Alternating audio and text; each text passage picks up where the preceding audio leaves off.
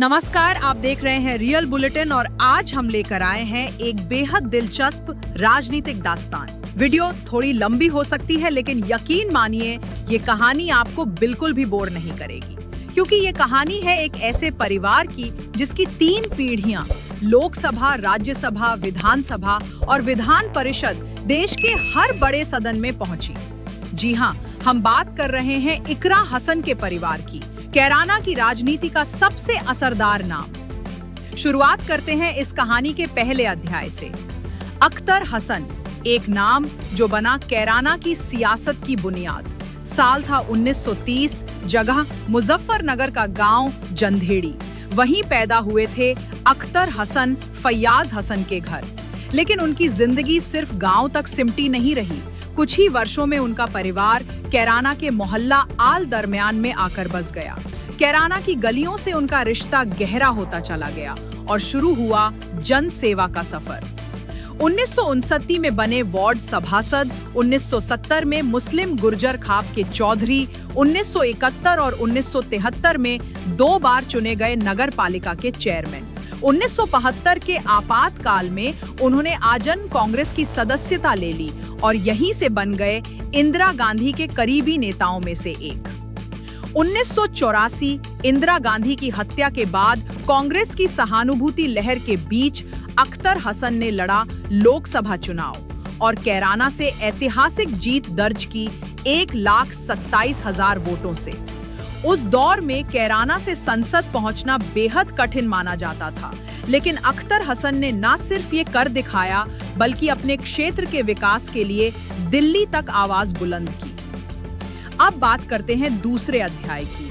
मुनव्वर हसन, सबसे कम उम्र में देश के 4 सदनों का सदस्य बनने वाले नेता।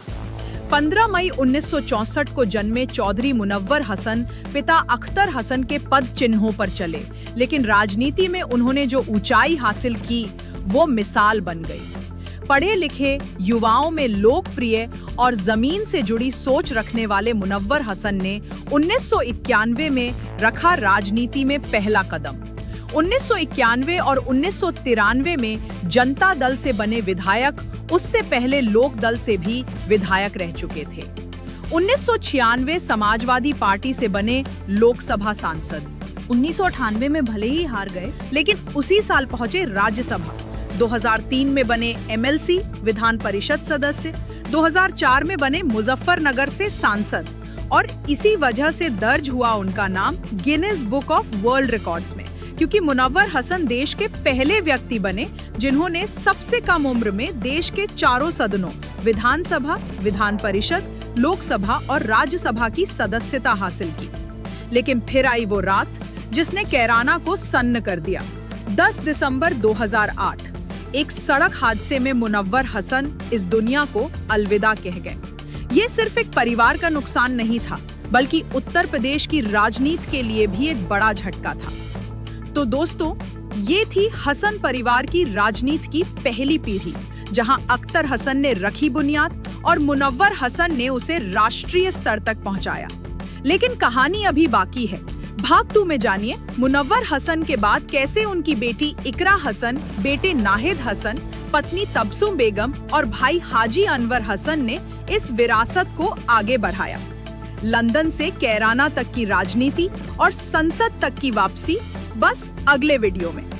अगर वीडियो अच्छा लगा हो तो लाइक करें, शेयर करें और चैनल को सब्सक्राइब करना ना भूलें।